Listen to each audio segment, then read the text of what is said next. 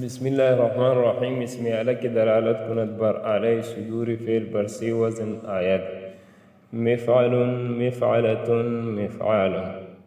بحث اسم اعلی منصر، منصران، منصرین، مناصر و منصرتان، منصرتین، مناصر، منصار، منصاران، منصارین، مناصیر. و گاهی بر وزن فاعل آئی چون خاتم آلای ختم یعنی مهر کردن و عالم آلای دانستن. علامه صاحب فصل دوم کې د اسماء مشتقه بحث ذکر کولو، په هغې کې علامه صاحب تقریبا 4 اسماء مشتقه ذکر کړ چې په هغو کې اولنی اسم فاعل و، د هغې تعریف او ګردانونه او فرق په منځ د اسم فاعل او فاعل کې. 3 اسم مفعول و، د هغې تعریف او ګردان فرق په منځ د اسم مفعول او مفعول کې. 3 اسم تفضیل و، تعریف، وزن او د کومو بابونو نه راځي او د کومو نه راځي. هغه علامه صاحب درته ذکر کړل او بیا یې درته فایده ذکر کړله چې کله کله اسم تفضیل د معنا د زیادت د مفعولیت لپاره هم استعمالیږي راځي. بیا علامه صاحب په تیر سبق کې د صفت مشبه بیان وکړ. نو تعریف د صفت مشبه ذکر شو، فرق په منځ د صفت مشبه او اسم فاعل کې چې اسم فاعل دلالت کوي په څه باندې؟ په هغه ذات باندې چې په هغې کې معنا مصدري پرته وي خو په طریقې د حدوث، او اسم هغه د صفت مشبه په طریقې د ثبوت سره. بیا اوزان علامه صاحب ورته ذکر کړل، هغه اوزان چې هغه کثیر الاستعمال، زیات مشهور و زیات استعمالیدل. نو هغه علامه صاحب ذکر کړل تقریبا 23 و، خو د اوزانو په ځای باندې علامه صاحب هلته مثالونه ذکر کړي دي لکه صعب، صفر، صلب. اوزان یې نه دي ذکر کړي بلکې څه ذکر کړي؟ مثالونه د پاره د اختصار. که اوزان هم ذکر کول بیا څه راته؟ بیا عبارت کې اوږدوالی راته. نو د هغې نه د بچ کولو دپاره علامه صاحب صرف اختصارا څه ذکر کړي؟ مثالونه. نو نن به علامه صاحب د اسماء مشتقو څخه 5م اسم مشتق ذکر کی چې هغه اسم اعلی ده. علامه صاحب فرمائی اسم اعلی کی دلالت کند بر اعلی صدور فعل. مقصد د علامه صاحب د دې عبارت نه واخله تر راروان فایده نیز د کوفیان مصدر هم از مشتقات فعل اس تر دې ځي پورې 8 خبرې ذکر کول دي. اول د اسم اعلی تعریف او اوزان. دویم یو فائدہ به ذکر کی. دریم د اسم ظرف تعریف. څلورم قانون د اسم ظرف. پنځم اختلاف رد په بعض صرافو باندې او د هغوی د دلیل نه جواب.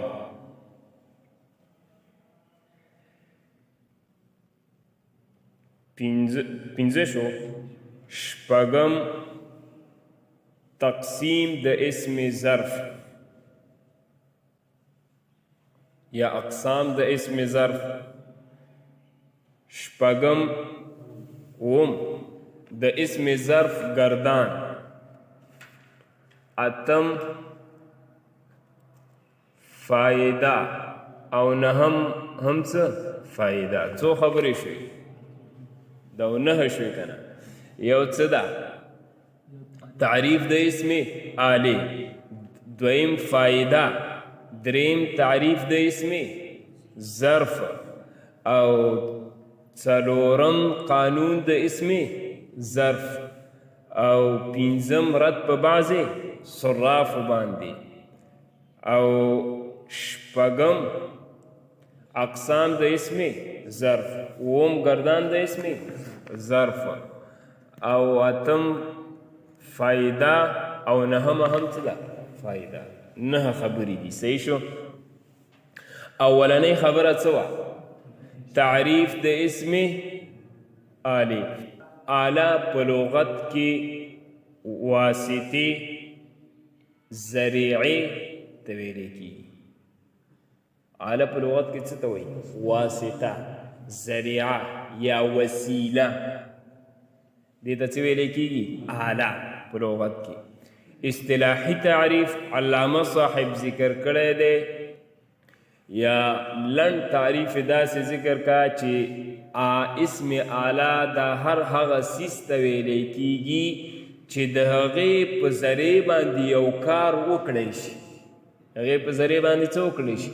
یو کار وکړی شي. مثال مضربون د وهلو آله. صحیح شو. د وهلو آله هغه چې دی که وهل په لاس شوي وي، که په لرګي شوي وي، که په توره شوي وي، په هر څه چې شوي وي هغه ته څه وایي؟ مضربون ویلی کېږي آله. او د اسم آلی د واحد لپاره 3 وزنونه راځي. د اسم آلی واحد لپاره څو وزنونه؟ د واحد اسم آلی لپاره 3 وزنونه راځي. یو دی مفعل، دویم مفعلتون، دریم مفعلون. دا 3 واړه وزنونه د اسم آلی واحدي. صحیح شو. بعض علماء کرام بیا ویلي دي چې مفعلون دا د اسم آلی صغرا لپاره راځي، او مفعلتون دا د اسم آلی وسطا لپاره استعمالیږي، او مفعالون د اسم آلی کبرا لپاره استعمالیږي. خو بیا بعض علماو په دې رد کړی چې نه، دا خبره صحیح نه ده، بلکې دا 3 واړه یو شان استعمالیږي. صحیح شو. مفعلون د آلی وسطا دپاره م استعمالیږي، کبرا دپاره م استعمالیږي، او صغرا دپاره م استعمالیږي. دغه شان مفعلتون هم د وسطا او کبرا او هغه دپاره ده وسطا 3 واړو لپاره استعمالیږي، او مفعلون هم دقه شان دی. ورسېدې په دې. او گردان بیا د 3 واړو بالترتیب ذکر دی. صحیح دی. لاندې راځي اول نمبر خبرې ته. اسم آله دا اول نمبر خبر علامه صاحب ذکر کوي. تعریف د اسم آله. اسم آله کې دلالت کند. اسم آله دا اسم مشتق ته ویل کېږي چې دلالت کوي بر آله صدور فعل، د فعل د صادرېدلو په آلې باندې. په چا باندې دلالت کوي؟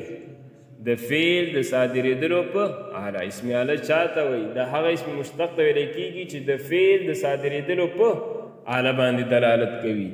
برسه وزن آید د دغه اسم آله مفرد وزن په څو وزنونو مفرد په څو وزنونو راځي؟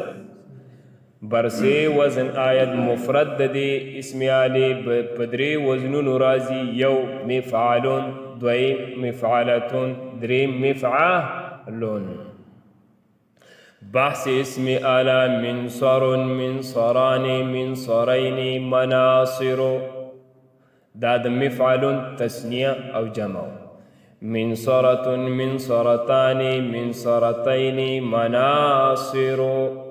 دا د مفعلتون واحد تثنیه او جمع. منصار، منصاران، منصارین، مناصیر. دا د مفعال واحد تثنیه او جمع. بالترتیب گردان ذکر دیں. وگاهی بر وزن فاعل آید چون خاتم علی ختم یعنی مهر کردن و عالم علی دانستان. دویم نمبر خبره څه؟ فائدہ. اوس دا دویم نمبر خبره فائدہ علامه صاحب په دې باره سره ذکر کوي چې وگاهی بر وزن فاعل آید. علامه صاحب فرمایي چې کله کله دغه اسم اعلی په وزن د چا راځي فاعل لکه خاتم عالم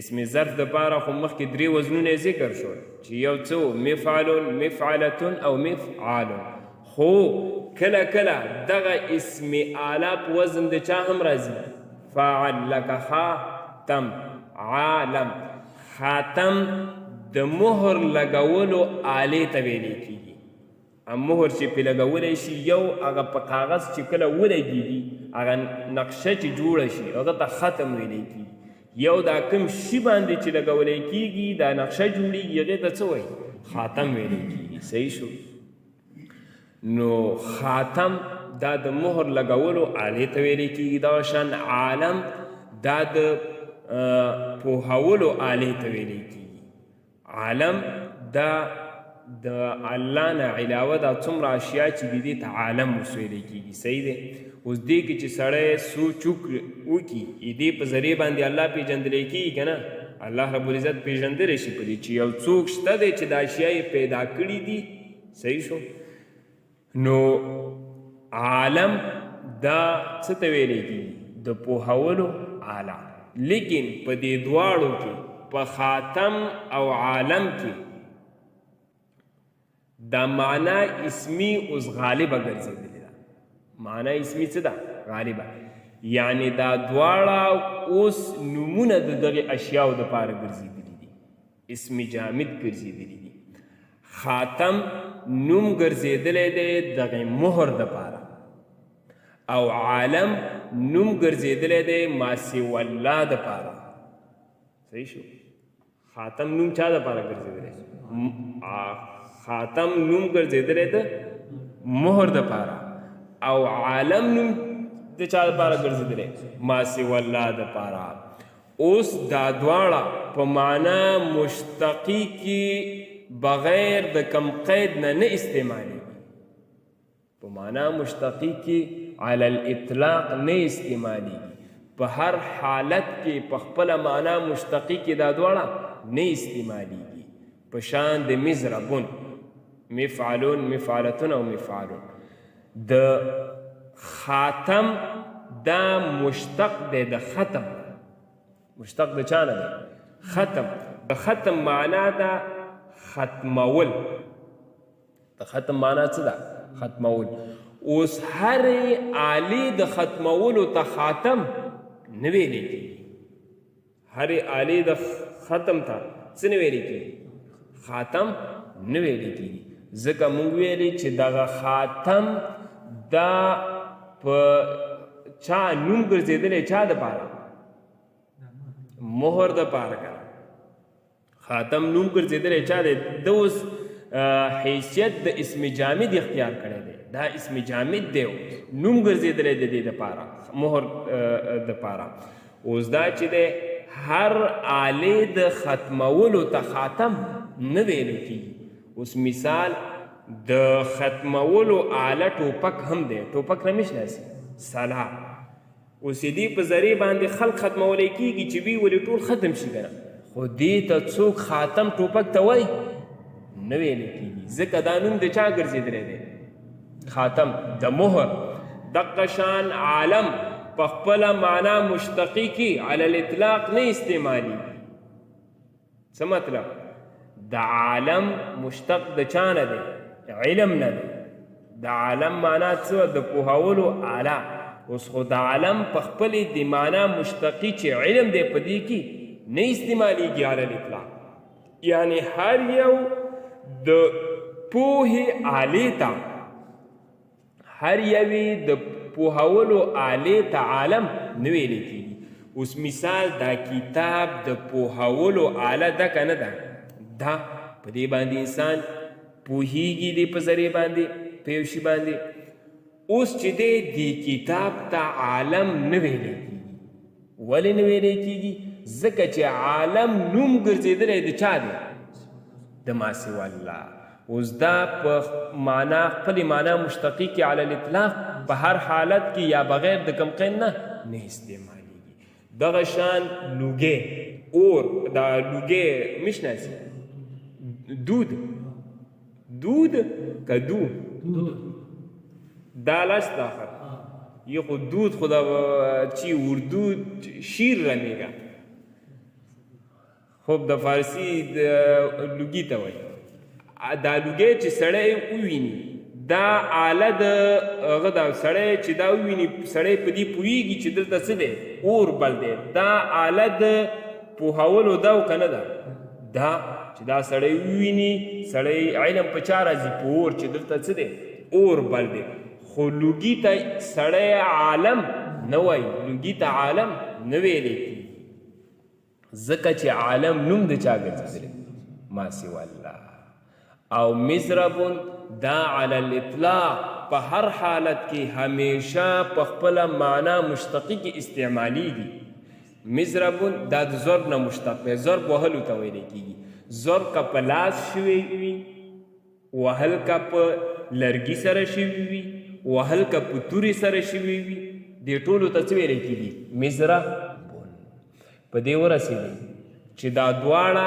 عالم او خاتم دا دواړه نومونه ګرځېدلي دي د هغه دپاره اشیاو خاتم د مهر دپاره نوم ګرځېدلی او عالم نوم چا دپاره ګرځېدلی ما سوى الله دپاره اوس دا علی الاطلاق په هر حالت کې یا بغیر د کم قید نه په خپله معنا مشتقي کې نه استعمالیږي یعنی هر آلې د ختم ته خاتم نه ویلی کېږي او هر آلې د پوهولو ته علم ته عالم نه ویلی کېږي نو دا دویم نمبر خبر علامه صاحب ذکر کوي وګاهې کله کله دغه اسم اعلی بر وزن فاعل آیت په وزن د فاعل راځي چون خاتم لکه خاتم آلی ختم دا خاتم آلی د ختم ته وایي یعنی مهر کردن یعنی آله د مهر کولو د مهر کولو آله و عالم آلی دانستن او عالم آله د پوهولو آله د چا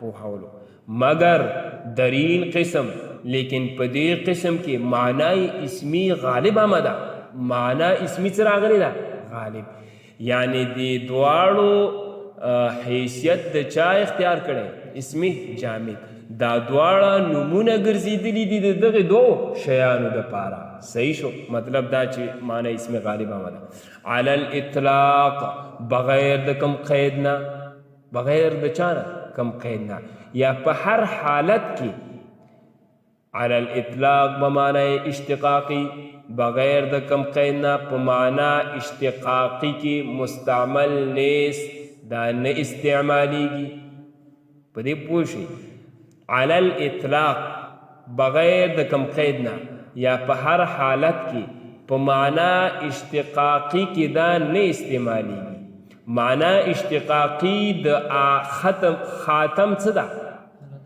ختم ده مشتق د ختم دی کنه معنا مشتقی ختمول دي د دې اوس هرې آلې د ختمولو ته خاتم نه ویلی کېږي ولې نه ویلی کېږي چې دا خاتم نوم د چا ګرځېدلی د مهر صحیح شو همدقه شان دغه عالم دا علی الاطلاق په خپله معنا مشتقي کې نه استعمالیږي د عالم معنا مشتقي څه ده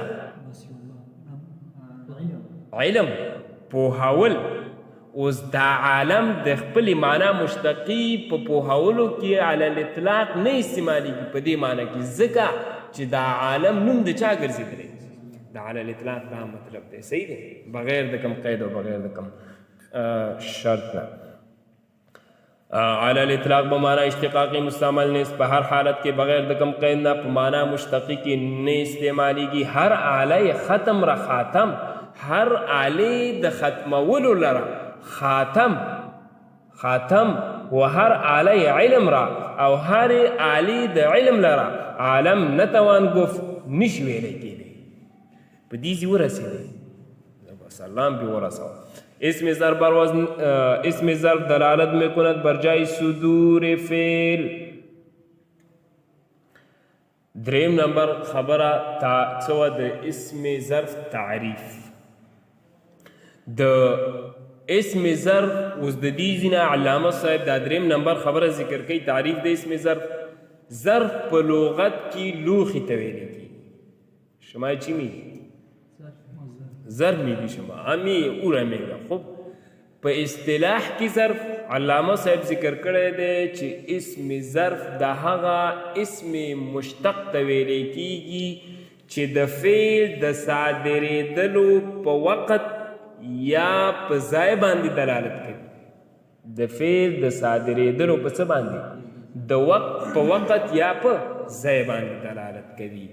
لکه مضربون د وهلو په وخت باندې دلالت کوي. دارنګې مقتلون د قتلولو په ځای باندې څه کوي؟ دلالت کوي. صحیح شو. دا دریم نمبر خبر علامه صاحب ذکر کوي چې اسم ضرب دلالت میں کند بر جای صدور. اسم ظرف دا دلالت کوي بر جای صدور په ځای د واقع کېدلو د فعل یا وقت صدور فعل یا په وخت د واقع کېدلو د فعل یا په واقع کېدلو وخت د چا؟ د فعل باندې. از مفتوح العین و مضموم العین و ناقص. څلورم نمبر خبره څه وه؟ قانون د اسم ظرف. نو هغه درته په دې عبارت سره ذکر کوي علامه صاحب چې از مفتوح العین و مضموم العین. علامه صاحب فرمای چې د مضارع مفتوح العین او د مضارع مضموم العین اسم ظرف په وزن د مفعلون راځي. د مضارع مفتوح العین او د مضارع مضموم العین اسم ظرف په وزن د چا راځي؟ مفعلون، یعنی مفتوح العین راځي اسم ظرف. او د ناقصنا هم مطلقا اسم ظرف په وزن د چا راځي؟ مفعلون سره راځي. مطلقا مطلب دا دی که مضارع د ناقص مفتوح العین وي، که مضموم العین وي او که مکسور العین وي. په درې واړو صورتونو کې د دې نه اسم ظرف په وزن د چا راځي؟ مفعلون راځي. صحیح شو. او د مضارع مکسور العین اسم ظرف په وزن د مفعلون راځي، په وزن د چا راځي؟ مفعلون راځي. او د مثالنا مطلقا په وزن د چا راځي؟ مفعلون راځي. یعنی که مثال مکسور العین وي مضارع، که مفتوح العین وي او که مضموم العین وي، په درې واړو صورتونو کې د مثالونه اسم ظرف په وزن د چا راځي؟ مفعلون سره راځي. په دې ورسېدی په دې خبره. خو دا یو شعر دی چې د دې اسم ظرف باره کې چې هغه سړي ته یاد دي، نو په اسم ظرف کې بیا ورته څه مشکلات نه راپېښېږي. صحیح دی. ستاسو په ژبه کې دی هغه چې ظرف یفعل مفعل است. ظرف یفعل مفعل است الا از ناقص ای کمال. صحیح شو.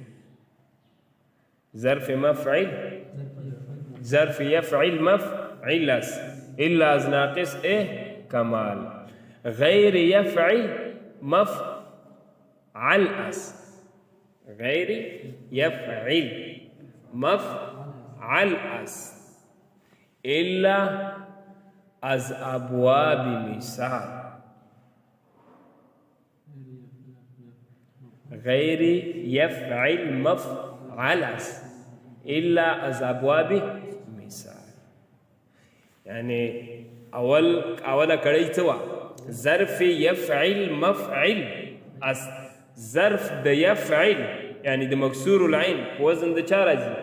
مفعل مکسور العین. الا از ناقص ای کمال، مگر علاوه د چانه؟ د ابوابو د ناقصونه. یعنی د ابوابو د ناقصونه د مفعلون په وزن باندې څه نه راځي؟ اسم ظرف نه راځي. بیا دویمه کړی څه وه؟ غیر یفعل مفعل است. غیر د یفعل علاوه د یفعلون په وزن د چا راځي؟ مفعلو. د یفعلو هغه خو یې مخکې ذکر کړي چې د یفعلو نه په وزن د چا راځي مفعلو راځي غیر یفعل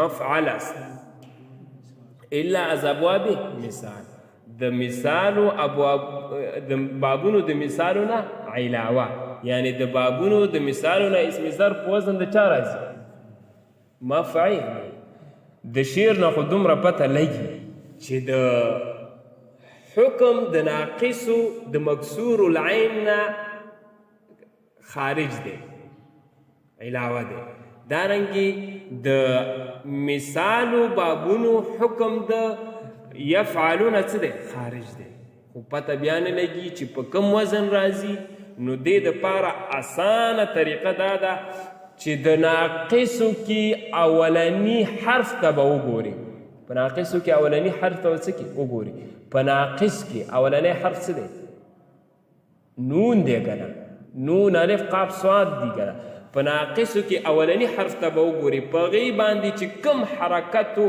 نو په عین کلمې د ناقصو به همغه حرکت وایي ناقصو کې په نون باندې چې دی فتحه ده د ناقصو په اسم ظرف کې به په عین کلمې باندې څه وایي فتحه وایي او په مثالو کې به اولني حرف ته ګوري چې په مثالو کې په اولني حرف باندې کم حرکت راغلی او په عین کلمې به همغه حرکت وایي په مثالو کې میم سا الف لام کې په اولنی حرف چې دی په میم باندې میم دی او په دې میم باندې کم حرکت دی کسره نو په مثالو کې به په اسم ظرف باندې څه وایي عین کلمې باندې به څه وایي کسره نو د مثالو نه به اسم ظرف څه وایي مکسور العین په دې ورسېدی دا بیخي اسانه طریقه ده چې غلطېدلی بس اولني حرکت ته سوچ کوئ که فتحه وه نو فتحه ډایرک مفعلون وایي او که کسره وه څه به وایي مفعلون په دې ورسېد راځه لاندې دویم نمبر خبرې ته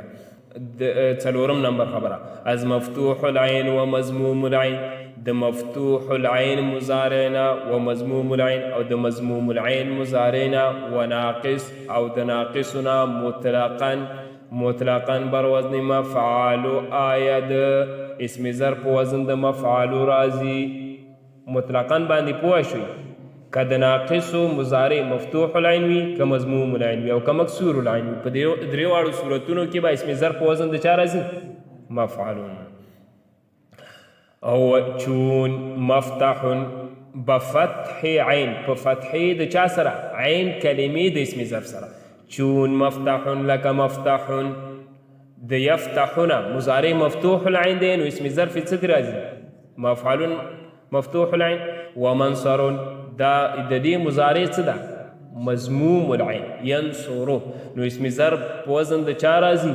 مفعلون ومرمیون دا مرمیون نه دی دا مرمن دی صحیح شو دا غلطیه د کاتب ده صحیح ده دا اصل کې مرمایون و یا باندې زومه ثقیله یا متحرک و ما قبل مفتوح بدل پالف سره شو نو څه ترې جوړ شو مرمن صحیح شو د زمونږ په کتابونو کې دا مرمیون دی دا مرمیون نه دی مرمن دی صحیح دی واز مکسور العین واز مثال او د مکسور العین مضارعنا واز مثال او د مثالنا مطلقاً بر وزن مفعلون آیت مطلقاً په وزن د چا راځي مفعلون مطلقاً په مطلب خو پوهې و بکسر عین په کسرې د عین سره په کسرې د عین د اسم ظرف سره چون مضربون لکه مضربون د دې مضارع مکسور العین د یضربو نو اسم ظرف ته مفعل او موقع دا مثال څه دی مثال او مونږ ویلو د مثالونه اسم ظرف مطلقاً په وزن د چا راځي مفعل که مکسور العین وي که مضموم العین وي او که مفتوح العین وي وان کې بعضې صرفیان گفتان پنځم نمبر خبره څه وه رد په بعضې صرافو باندې نو دا پنځم نمبر خبره علامه صاحب په دې عبارت سره ذکر کوي وان کې بعضې صرفیان گفتان د مضاعف په اسم ظرف کې اختلاف دی جمهور صراف وایي چې د مضاعفو اسم ظرف د قانون موافق راځي، د اسم ظرف د قانون موافق راځي. یعنی د مضموم العین او د مفتوح العین مضارع نه اسم ظرف د مفعل په وزن راځي او د مکسور العین مضارع نه اسم ظرف د مفعل په وزن راځي. دا مسلک او رای د چا د جمهور. بعضې صراف فرمایي چې نه، دا دویم مسلک دی په مضاف کې. بعضې صراف فرمایي چې نه، د مضافو نه اسم ظرف مطلقاً په وزن د مفعلون راځي په شان د ناقصو. د مضافو نه اسم ظرف مطلقاً په وزن د چا راځي؟ مفعلون په شان د چا؟ د ناقص. یعنی که مضارع مکسور العین وي، که مفتوح العین وي او که مضموم العین وي، په درې واړو صورتونو کې د دې نه اسم ظرف په وزن د چا راځي؟ د مفعلون راځي. دلیل دوی په دلیل کې نیولی دی لفظ د مفر. استدلال د چا نه نیولی دی؟ لفظ د مفر. دوی د دې نه استدلال کوي. دوی دا بعضې صراف فرمایي چې دا لفظ مفرون دا صیغه د اسم ظرف ده او د دې مضارع مکسور العین یفر. مضارع د دې څه ده؟ یفر مکسور العین. او د مضارع مکسور العین نه اسم ظرف مفر مفتوح العین راغلی، نو د دې نه پته لګي چې د مضاعفو اسم ظرف مطلقاً په وزن د چا راځي؟ مفعلون راځي. د مفتوح العین او د مضموم العین لخوا سره په وزن د چا راځي؟ مفعلون راځي. او چې د مکسور العین مضارع نه اسم ظرف مفتوح العین راغلی، نو د دې نه پته لګي چې د مضاف اسم ظرف مطلقاً په وزن د چا راځي؟ مفعلون. صحیح شو؟ او علامه صاحب فرمایي چې د دوی دا خبره صحیح نه ده. د بعضې صرفیانو دا خبره صحیح نه ده. او دا بعضې صراف بیا دا فرمایي چې دا لفظ مفر چېرته واقع دی؟ قرآن کریم کې هم راغلی دی. څنګه دی قرآن کریم کې؟ فأین المفر. صحیح شو؟ او علامه صاحب بیا د دې جمهورو د طرف نه دلیل ذکر کوي، د جمهورو د مسلک د طرف نه، چې د مضاعفو اسم ظرف د قانون موافق راځي.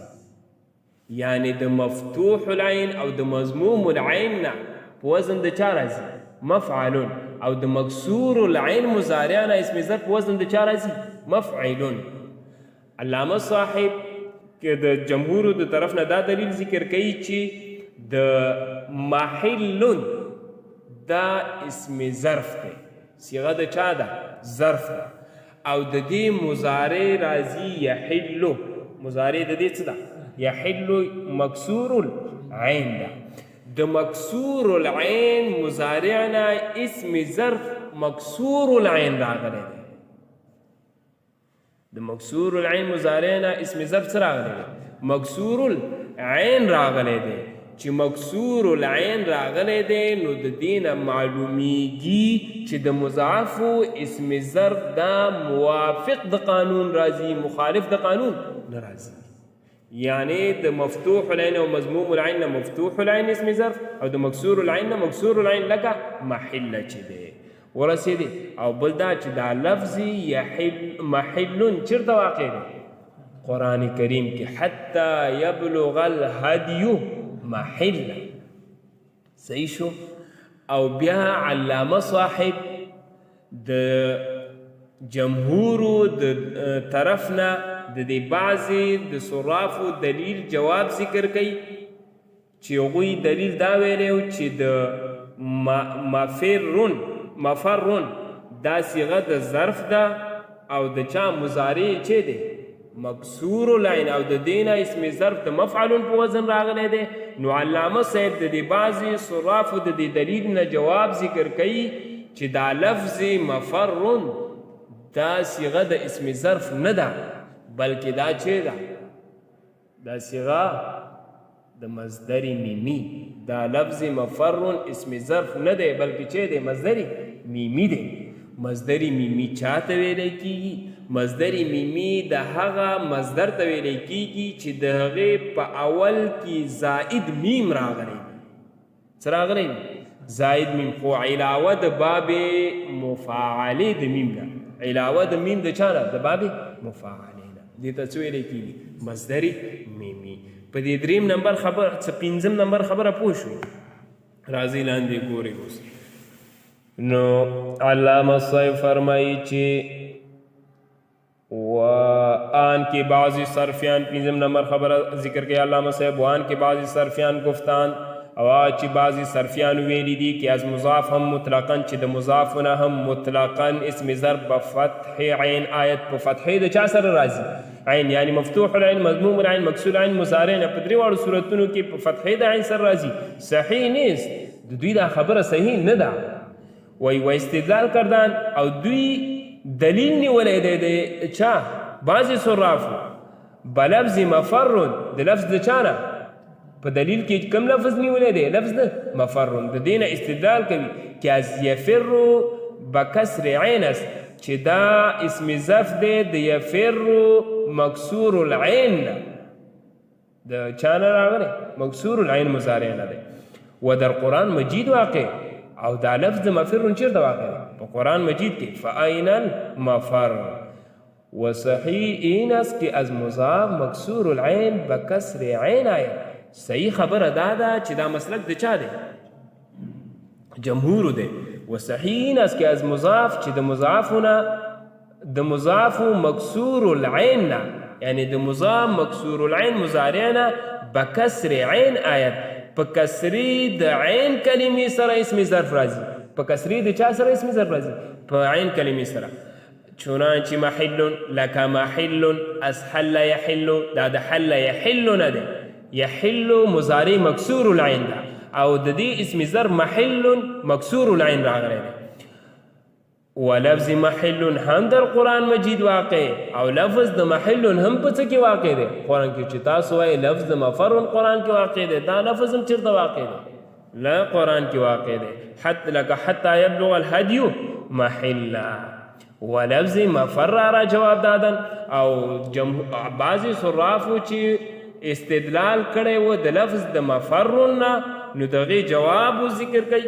و لفظ مفر را جواب دادا، او لفظ د مفر لري دا جواب ورکړی دی، دا جواب ورکړی شوی دی چې ظرف نیست، چې دا لفظ د مفر څه نه دی؟ ظرف نه دی. چې ظرف نه دی چې دی بلکې مصدر میمی است. دا څه دی؟ مصدر میمی. مصدر میمی چاته وایي؟ درته ومې ویلي. صیغه ظرف کې بر معنای وقت. شپږم نمبر خبره څه وه؟ تقسیم او اقسام د چا؟ اسم ظرف. دا شپږم نمبر خبره علامه صاحب په دې عبارت سره ذکر کوي چې صیغه ظرف کې بر معنای وقت دلالت کو نه ده، چې اسم ظرف په دوه قسمه باندې دی. اسم ظرف په څو قسمه دی؟ دوه. یو ته وایي ظرف زمان، دویم ته وایي ظرف مکان. ظرف زمان تعریف او ظرف مکان تعریف دواړه علامه صاحب ذکر کړي. ظرف زمان چاته ویلی کیږي؟ ظرف زمان د هغه ظرف ته ویلی کیږي چې د فعل د واقع کیدلو په وخت باندې دلالت کوي. لکه څه شی؟ مضربون، د وهلو وخت، د وهلو وخت. دویم څه؟ ظرف مکان. ظرف مکان د هغه ظرف ته ویلی کیږي چې د فعل د واقع کیدلو په ځای باندې دلالت کوي. لکه مقتلون، د قتل ځای. صحیح شو؟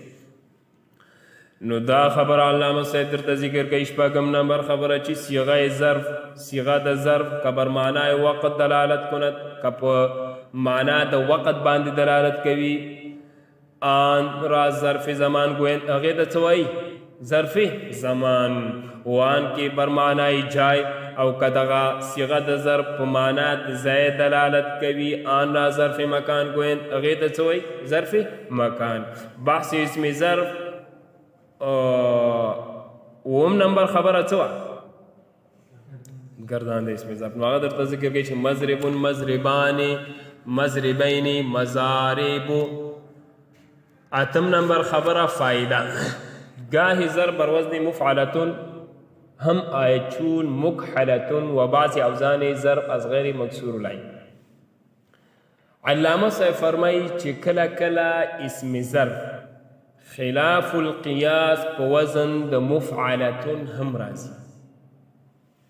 کله کله اتم نمبر خبره ده چې کله کله اسم ظرف خلاف القیاس په وزن د چام راځي مفعلتون، لکه مکحلتون رنجمې ته ویلی کېږي. رنجمه هغه دا رانجه چې پکې اچوي هغې ته شما چمیږي سرمدان هغې ته ویلی کېږي. صحیح شو. دغه شان کله کله د مضارع غیر مکسور العین اسم ظرف مکسور العین راځي. کله کله د مضارع غیر مکسور العین یعنی مضارع مکسور العین نوي مضموم العین د هغې نه اسم ظرف خلاف القیاس په وزن د چا راځي مفعل مکسور العین راځي. لکه مسجدون د دې مضارع مکسور العین نه ده مضموم العین ده. یسجدو سجده یسجدو باب نصرین سرون راځي، لیکن د دې اسم ظرف خلاف القیاس څه راځي مکسور العین راځي. لکه مفعلون. صحیح شو. مسجدون مفعلون په وزن دی. دارنګې منسکون دا هم د باب نصرین سرونه دی، مضارع مکسور العین نه ده بلکې څه ده مضموم العین نه ده، لیکن اسم ظرف په وزن د چا راځي مفعلون په وزن راځي. دارنګې مطلعون دا هم د نصرین سرو باب نه دی، مضارع څه راځي مکسور اسم ظرف مفعل مکسور العین په وزن راځي. دارنګې مشرق او مغرب او مجزر. صحیح شو. خو لیکن دا موافق القیاس هم راځي، د قانون موافق هم راځي، د مفعلون په وزن باندې هم راځي. په دې ورسېدي په دې فایدې چې د کله کله اسم ظرف خلاف القیاس په وزن د چا راځي مفعلتون لکه مکحلتون، او دغسې کله کله د بعضې غیر مضارع غیر مکسور العین نه اسم ظرف څه راځي مکسور العین راځي، لکه مسجدون منسکون مطلع مغرب مشرق مجزرون. دا د دې ټولو مضارع مضموم العین ده، خو لیکن د دې نه اسم ظرف څه راځي مکسور العین راځي. خو لیکن د دې اسم ظرف موافق د قانون هم راځي، یعنی مفتوح العین هم راتلی شي. مسجدون ویل هم صحیح دی، منسکون ویل هم صحیح دی، مغربون مشرقون مطلعون ویل هم صحیح دی. صحیح شو. دې خبرې ته غوږ شه. اتم نمبر خبرې ته علامه صاحب فرمایي گاهی ضرب بر وزن مفعلتون هم آید کله کله اسم ضرب په وزن د مفعلتون هم راځي چون مکحلتون. خو مفعلتون کی اختلاف دی. بعض علماء کرام فرمایي چې دا مفعلتون وزن دا وزن د عالی دی. صحیح شو. او بعضی فرمایي چې نه دا وزن د چا دی اسم ظرف. خو علامه صاحب دغه دویم قول غوره کړی دی. صحیح دی. دا دویم قول له څه ورکړی ترجیح ورکړی ده. مفعلتون هم آید چون مکحلتون و بعضی اوزان ظرف او بعضی اوزان د ظرف از غیر مکسور العین د غیر مکسور العین مضارع نه هم مکسور آید هم څه راځي مکسور العین راځي، یعنی مفعل په وزن راځي. چون مسجدون دا د مسجدون دا د سجدې لګول ځای ته ویلی کېږي، لیکن اوس نوم ګرځېدلی د یو خاص ځای. امام رضی رحمه الله د امام سیبوی قول نقل کړی دی چې امام سیبوی رحمه الله فرمایي چې دغه الفاظ مسجدون منسکون مزرعون مغربون وغیره دا چې دي صیغې د اسم ظرف نه دي، بلکې دا اسم جامد دي. دا چې دي اسم جامد دي، خو د ظرفیت په معنا باندې دلالت کوي. ځکه چې کومې صیغې د ظرف د فعل مضارع نه جوړې شي، امام سیبوی رحمه الله فرمایي کومې صیغې د اسم ظرف چې د چا نه جوړې شي د فعل مضارع نه، هغه د یو مکان د یو ځای پورې خاص نه وي، لکه مقتلون د قتلولو ځای. صحیح شو. دا د یو مکان او ځای پورې خاص نه دي. صحیح شو. لیکن دغه صیغې چې دي دا د یو مکان او د ځای پورې څه دي؟ خاص دي. نو لہذا دا صیغې د اسم ظرف نه دي بلکې دا څه دي؟ اسم جامد دي. صحیح شو. ککل اوس دا مسجدون دا هرې د سجدې لګولو ځای ته نه ویلی کېږي بلکې دا اوس خاص یو ځای ته ویلی کېږي چې د هغې نوم څه دی؟ چې هلته عبادت کېږي، مونځ، مسجد هغې ته ویلی کېږي. صحیح دی. دارنګې منسکون دا د هر عبادت ځای ته نه ویلی کېږي بلکې دا اوس چې دی یو خاص ځای ته ویلی کېږي چې هلته افعال د چا کېږي؟ حج ادا کېږي. صحیح شو. دارنګې مطلعون د هر راختلو ځای ته نه ویلی کېږي بلکې دا خاص د نور راختلو ځای ته ویلی کېږي. صحیح شو. دارنګې مشرقون د هر راختلو ځای ته نه ویلی کېږي چې هر د راختلو ځای ته مشرق ویلی کېږي بلکې نه بلکې دا یو خاص څه دپاره نوم ګرځېدلی دی چې د مر راختلو ځای ته ویلی کېږي کوم ځای کې چې نور راخیږي. دارنګې مغربون هر د ډوبېدلو ځای ته نه ویلی کېږي بلکې یو خاص ځای ته ویلی کېږي چې کوم ځای کې نور ډوبېږي د نور د ډوبېدلو ځای ته ویلی کېږي مغرب. دارنګې مجزرون دا یو خاص ځای ته ویلی کېږي چې په هغې کې اوښان حلالیږي د اوښانو د حلالېدلو ځای ته اوس څه ویلی کېږي؟ مجزرون. هر حلالېدلو ځای ته نه ویلی کېږي. امام سیبوی رحمه الله په قول پوه شوي چې دا نومونه د چا دي؟ د دې ځایونو دي. دا اسم جامد دي. صحیح شو. دا صیغې د ظرف نه دي. ولې نه دي؟ ځکه چې د مضارع نه چې کومې صیغې د اسم ظرف جوړیږي په هغه د یو ځای پورې خاص نه وي، یو مکان او ځای پورې خاص نه وي او دغه الفاظ چې دي دا څه دي؟ خاص دي ځایونو پورې. صحیح شو. نو علامه صاحب ذکر میکنه مسجد المسکن مطلع مشرق مغرب مسجد مگر در این اوزان موافق قیاس مگر په دې اوزانو کې موافق د قانون بر وزن مفعلون هم می آیت د مفعلون په وزن باندې هم څه کېږي؟ راځي. فایده برای جای کی چیزی در آنجا بکثرت باشد وزن مفعلتون آید چون مقبرتون و ماسدتون و وزن فعالتون برای چیزی که با وقت غسل بیفتد چون غسالتون. نهم نمبر خبره علامه صاحب ذکر کوي چې فایده وه. علامه صاحب فرمایي هر هغه ځای چې په هغې کې یو شی زیات موندلی کېږي، هر هغه ځای چې په هغې کې یو څیز زیات موندلی کېږي هغه په وزن د چا راځي؟ مفعلتون. لکه مقبرتون. مقبره څه ته ویلی کېږي؟ هغه ځای ته ویلی کېږي چې هغه کې څه زیات دي؟ قبرونه زیات دي. صحیح شو. دارنګې مقصدتون. مقصدتون هغه ځای ته ویلی کېږي چې په هغه کې زمریان زیات وي، شیر شماشیر وي هغه پکې زیات وي، هغې ته څه ویلی کېږي؟ مقصده. دارنګې هر هغه څیز چې هغه د یو کار کولو په وخت کې غورځېږي هغې دپاره وزن هغه په وزن د چا راځي؟ فعالتون. هر هغه کار هر هغه څیز چې هغه د یو کار کولو په وخت کې غورځېږي هغه په وزن د چا راځي؟ هغه په وزن د چا راځي؟ فعالتون راځي.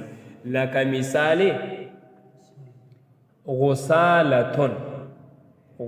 غسل یو فعل دی که نه چې سړی غسل کوي د دې غسل په وخت کې چې د بدن نه کمې اوبه غورځېږي دغې اوبو ته څه ویلی کېږي؟ غساله.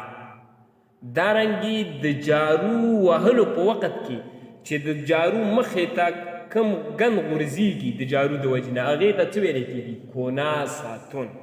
صحیح شو. هر هغه څیز چې د یو کار کولو په وخت کې غورځېږي هغه په وزن د چا راځي؟ فعالتون. صحیح شو. نو دا فایده علامه صاحب ذکر میکنی فایده برای جای که هر هغه ځای کی چیزی در آنجا چې یو څیز په هغې کې بکثرت باشد زیات وي هلته څه وي؟ زیات وي. وزن مفعلتون آید هغې دپاره د چا وزن راځي؟ مفعلتون وزن راځي.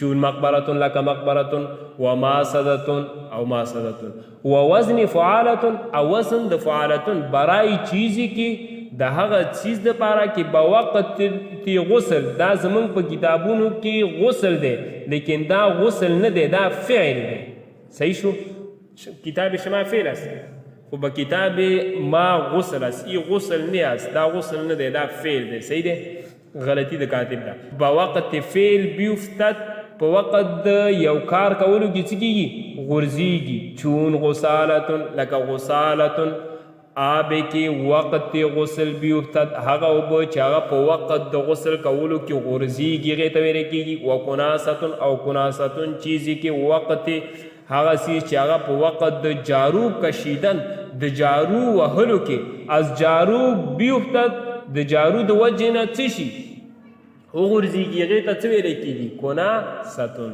د جارو وهلو په وخت کې چې د جارو مخې ته کم ګن غورځېږي هغې ته څه ویلی کېږي کناستون بس اس یا د مکحلتون کې ستاسو کتاب کې په دې باندې چې دي مکحلتون دی که مکحلتون دی مکحلتون دا صحیح دی بعضې په کتابونو کې مکحلتون دی صحیح دی مکحو ح باندې چې راغلی ده ضمه ده په اکثر شروحاتو کې هم دا دی خو لیکن مفتی رفیع عثماني صاحب په خپلې د اردو الموسیقه کې هغه ترجمه د دې کړې ده هغې کې بیا په حاشیه کې لیکلي دي چې دا په هغه فتحې د ح سره دی صحیح دی په فتحې د ح او په فتحې د لام سره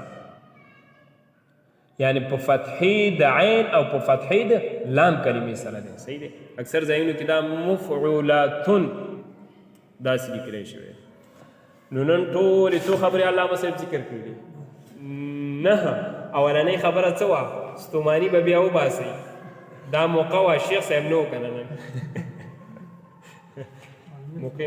اولنۍ خبره تعریف ده اسم اعلی چې اسم اعلی د هغه اسم مشتق ته ویلی کېږي چې د فعل د صادرېدلو په اعلی باندې د فعل د صادرېدلو په ذریعې باندې د فعل د صادرېدلو باندې دلالت کوي صحیح شو او بیا د اسم اعلی د واحد لپاره درې وزنونه راځي مفعلون مفعلتون او مفعالون او ګردان یې ذکر و دویم نمبر خبره څه وه فایده علامه صاحب ویلي چې کله کله اسم اعلی په وزن د چام راځي فاعل هم راځي لکه خاتم او اعلی خو دغه په دې دواړو کې معنا اسمي څه ده غالبه ده چې دا دواړه نومونه دا دواړه اسم د دې دواړو حیثیت د اسم جامد اختیار کړی دی دا دواړه نومونه د دې ګرځېدلي دي هر آلې د ختم ته خاتم نه ویلی کېږي او هر آلې د علم ته عالم نه ویلی کېږي بیا دریم نمبر خبره څه د اسم ظرف تعریف اسم ظرف د هغه اسم مشتق ته ویلی کېږي چې د